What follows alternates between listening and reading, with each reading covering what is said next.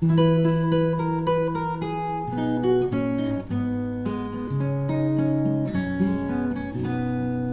ดีค่ะกลุ่มของพวกเราขอนำเสนอสถานที่ท่องเที่ยวที่บ้านเกิดนั่นก็คือสวนสัตว์นครราชสีมาค่ะ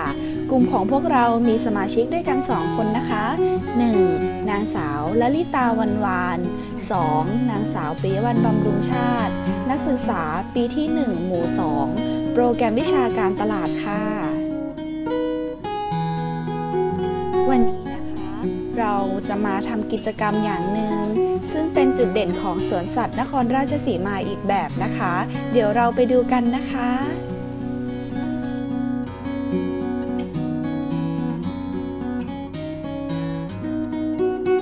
และตอนนี้นะคะเรากำลังอยู่ที่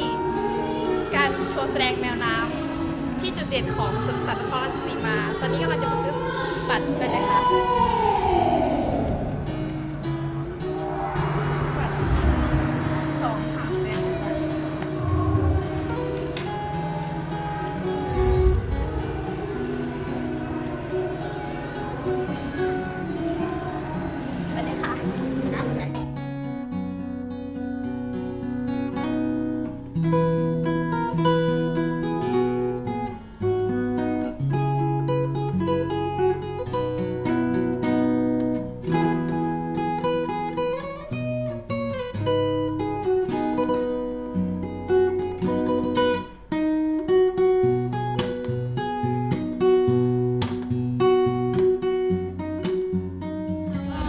การแสดงเสร็จแล้วนะคะ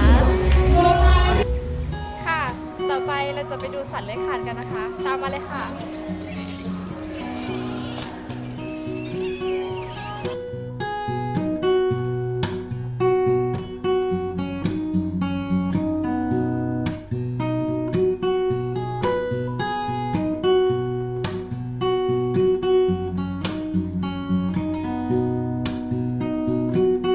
เดี๋ยวเราจะไปดูและข่าวกันนะคะว่ามีลักษณะอย่างไรนะคะค่ะแรดขาวเป็นแรดที่มีขนาดใหญ่มีหนอกดูโดดเด่นที่หลังนะคะอาหารของมันคือกินพุ่มไม้เตี้ยๆนะคะใบไม้ผลไม้และหญ้าค่ะถิ่นอาศัยก็คืออยู่ที่โล่งแห้งนะคะหรือตามทุ่งหญ้าทั่วไปนั่นเองนะคะและตอนนี้เราอยู่ที่อาณาจักรพุราชนะคะ จะมีสิงโตและเสือและตอนนี้นะคะเราอยู่ที่สิงโตขาวนะคะสิงโตขาวไม่ใช่สิงโตเผือกนะคะที่บอกว่าสิงโตขาวไม่ใช่สิงโตเผือกเพราะว่าเป็นสัญลักษณ์ทางพันธุกรรมนะคะซึ่งเกิดจากเม็ดเลือดสี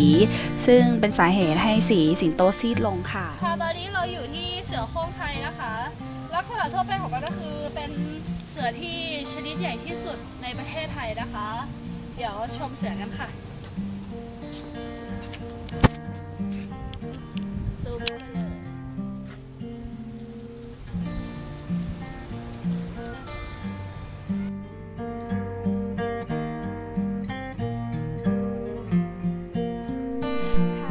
จากนี้ภายในสวนสัตว์นครราชสีมาจะพาคุณทะลุมิติเข้าสู่โลกอวตารในสวนสัตว์เรืองแสงแห่งแรกในเมืองไทยนะคะซึ่งเป็นที่น่าชื่นชอบของเด็กๆและครอบครัวที่ไปเที่ยวชมกันค่ะส่วนนี้นะคะเรียกว่าสวนน้ำในสวนสัตว์นครราชสีมาหรือว่าเรียกอีกอย่างหนึ่งก็คือทะเลอีสานนั่นเองนะคะประวัติความเป็นมาสวนสัตว์นครราชสีมาในองค์การสวนสัตว์ในพระบรมราชูปถัมภ์สังกัดกระทรวงทรัพยากรธรรมชาติและสิ่งแวดล้อมจัดตั้งขึ้นเมื่อวันที่ 23 พฤษภาคม พุทธศักราช 2532 จนกระทั่งมีการเปิดพิธีอย่างเป็นทางการเมื่อวันที่ 14 ธันวาคม พุทธศักราช 2539 มีพื้นที่ทั้งหมด 545 ไร่ค่ะวันนี้กลุ่มของพวกดิฉันได้นำเสนอสถานที่ท่องเที่ยวที่บ้านเกิดให้เพื่อนๆได้มาชมสวนสัตว์นครราชสีมาซึ่งเป็นสถานที่พักผ่อนหย่อนใจสำหรับนักท่องเที่ยวที่อยากเที่ยวชมสัตว์ป่านานาชนิดนะคะ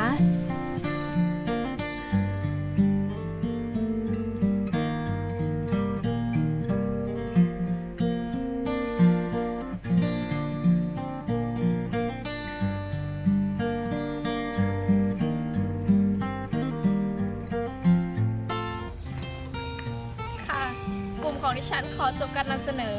แหล่งท่องเที่ยวที่บ้านเกิดในจังหวัดนครราชสีมา ดิฉันนางสาวไรตาวันวานขอขอบคุณค่ะ ฉันนางสาวปิยวันขอขอบคุณค่ะ